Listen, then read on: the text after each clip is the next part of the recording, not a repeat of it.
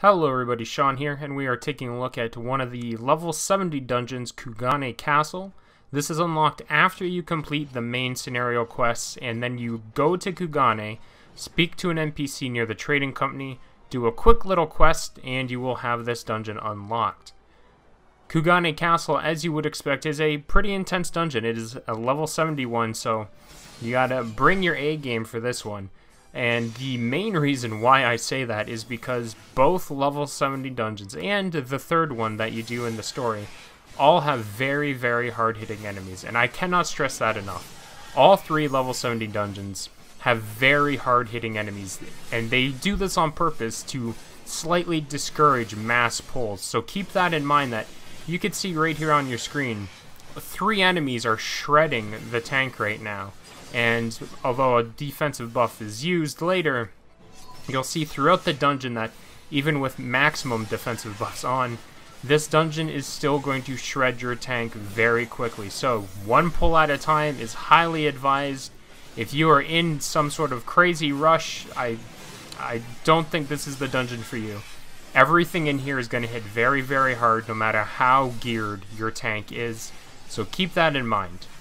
The actual trash pulls are pretty straightforward, they just hit like trucks, so no major mechanics to be aware of in the first section of the dungeon. Just one pull at a time, get through each trash mob, and then you will very quickly arrive at the first boss. And the first boss is this fellow right here, big Magitech samurai looking dude. I'm not sure what he's all about, but he's big and he needs to go down for you to continue. He has one major mechanic that we need to talk about, and you're going to see it on screen right now. Robot bomb guy will tether to a target, and then that person should take it to the far outside the arena and then kill the bomb guy.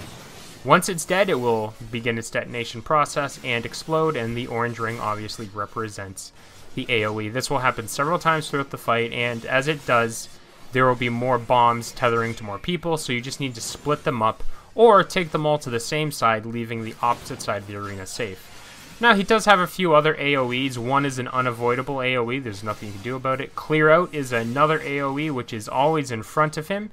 You simply need to get out of the way. Here again is another example of the bombs. Now, this time we split them up, but you can still see there is some safe area. Ideally, just take them to the same side, or at least a similar angle of the same side. He does have that stacking AoE that you must just stack up for, but really, it's the bombs that are the big deal. Kenkai Release, that you just saw, is a party-wide AoE. He's going to do it more and more the weaker he gets, but it only does a couple thousand damage, so as long as your healer is on top of things, you should be a-okay during that. It's really the bomb mechanic that's the big one. And of course, you have the stacking AoE, you have Kenkai Release, several AoEs. A lot of AoEs in Stormblood, but the big thing here is the bombs. Once you kill the bomb guys, you can continue DPSing through this pretty straightforward boss fight, and then you'll be able to carry on through the dungeon. And once that first boss is down, you will enter the second phase of this dungeon, where you'll be fighting a lot of these enemies, and one other one that we're going to have to point out, because it actually is somewhat important. These enemies, though, are just your standard tank and kill and move on kind of group of enemy. There's nothing too special about them. You will face multiples of them, and sometimes you'll engage them and then more will jump in. There will be a lot, but it's, again, nothing mechanically heavy. It's just a lot of incoming damage on your tank, so just be prepared to heal through that. This is the main thing you want to be aware of. It's every so often you will see these summoners, and ideally you want to kill them before the summon completes, or else it will summon an additional monster that you'll have to deal with. Sometimes you won't be able to kill them because there will be 2, 3, 4 summoners, so you'll just have to deal with what happens. But ideally you want to kill as many as possible just to avoid any extra enemies spawning during the fight. But that's really the main mechanic of the second part of this dungeon. Just kill the summoners anytime you see them. You can't stun the summoner or anything, so you have to DPS them down as quick as possible. And then once the summoner's been dealt with, you can deal with the rest of the pack.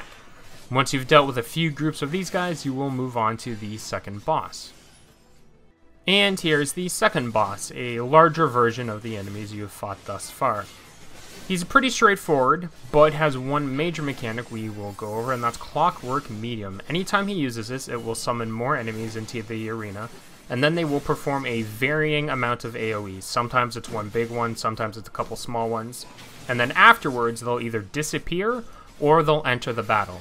If they enter the battle, it's not a big deal. You can DPS them down very quick, they are extremely weak, and the tank doesn't even need to worry about grabbing them because they are so weak. They simply don't do enough damage to make it worth the tank's time to try to grab them. You can see they die in just a couple attacks. Other than that, it's a pretty straightforward fight for everyone else. You just need to be aware of the Clockwork Medium skill going off, what AoE it's using, and then whether or not the ads are going to spawn afterwards. He does have a couple other AoEs that he can use independently of the Clockwork Medium ability, but they're not really that important. They're just line-based AoEs, and they can be easily dodged.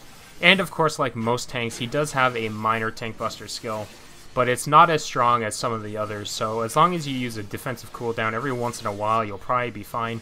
And even if you don't, frankly, you'll probably be okay in this fight. It's a pretty straightforward one. You just need to keep an eye out for Clockwork Medium, and whatever it is using, or whatever the results, I should say, of the Clockwork Medium are, so that you're prepared to either kill the ads or dodge all the AoE. Do that a few times, the boss will die, you'll get some sweet loot, and carry on to this third section of the dungeon. And the third section of the dungeon has a few things you're going to want to be aware of, but the biggest one is this. The bomb enemies you saw in the first boss fight are now common enemies, and you want to treat them the exact same. Although they do not tether anymore, you want to kill them ASAP, because just like any other bomb creature in Final Fantasy, when he gets close to death, he's going to try to blow up, so kill him ASAP. All your DPS should be focused on the bomb enemies when you see them. Other than that, most of the monsters are straightforward. They're going to be hard-hitting, but you can deal with them. There is no major mechanics that you need to be aware of. They're just going to hit hard. You will fight a couple larger enemies later on, which are going to have some cleaving and AoE-based attacks, so just make sure you are facing them away, these guys right here. But the big thing is, you're going to be facing several of those bombs, and you just want to make sure to DPS them as fast as possible and kill them first before anything else, just to avoid those AoEs going off. And you will do this 3 to 4 times before finally reaching the last boss. And the final boss of Kugane Castle is Mr. Yojimbo, and if you've played another Final Fantasy, namely 10 comes to mind, then you'll have a good idea of what to expect from him. He has a couple AoEs that we'll go over, but the main mechanic is going to be this gold one, and you'll see it here in a few moments. Basically, he will stand in this position, and gold will appear on the floor of the arena, and it is imperative that you pick it up before his dog does. Yojimbo is all about the gil, and the more gil he gets, the more gold he gets, the stronger he becomes. So I cannot stress enough that during this fight, if there is gold on the ground, it takes priority over any other mechanic that is currently active. You have to pick up the gold. The more gold that Yojimbo gets, the stronger he becomes, and if it gets to 100, he basically one-shots you with his ultimate skill. Other than the gold, he has a couple AoEs you want to be aware of. There's that one that you just saw. It's a party-wide AoE that cannot be avoided. Does between 5 and 10,000 damage. It's a fair bit, but it should not be enough to kill you. The other AoE is this butterfly one, which he'll use occasionally through the fight. It's a very simple one to dodge. You just dodge outwards then inwards, or sometimes inwards then outwards. He also has a small AoE that he can center around himself. That one's very, very easy to dodge, especially if you have ranged DPS. Then it's only about the tank having to get out of the way. The other major thing besides the gold is the dragon head mechanic, and it's pretty straightforward. He's going to summon dragon heads into the arena, and they are going to do line AoEs. Now, if it's a gold phase when this happens, you can actually target the dragon heads and kill them. However, there will be instances where Yojimbo summons the dragon heads during a normal DPS section of the fight. When he does this, you cannot target the dragon heads. They will simply do their AoE attacks a few times, then disappear. So keep that in mind that you cannot always kill the dragon heads. It's only during the gold phase that they seem to be targetable. Really, this fight comes down to the gold phase. I cannot emphasize enough how important it is you pick up the gold before the dog does and gives it to Yojimbo. As long as you do that, the rest of the fight is just dodging some basic AoEs and you'll be A-okay. Pick up the gold, don't let the dog get it, and really don't let Yojimbo hit that 100 mark, or else it's basically an instant wipe. As long as you can do that, you'll power through Yojimbo pretty quickly and finish the dungeon off, pick up your sweet loot, and be able to carry on. I hope this video helps you guys out. I thank you all for watching, and we'll see everyone next time.